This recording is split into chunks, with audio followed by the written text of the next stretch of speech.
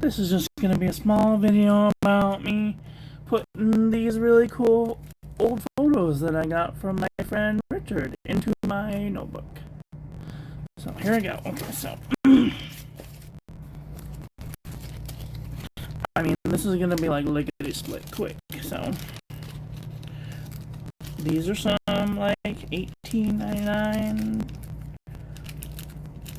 1900, very early 1900s photographs that are made on like celluloid paper. You could tell because this like got grain in it. But look at these cool photos. So cool. So I'm gonna put these in my journal.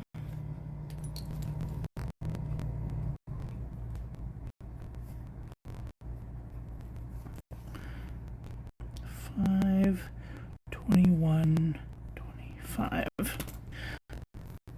I'm gonna put a little bit of scotch tape down on the back.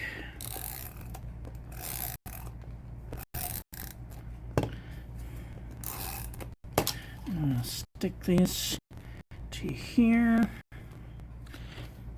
Put some on the back.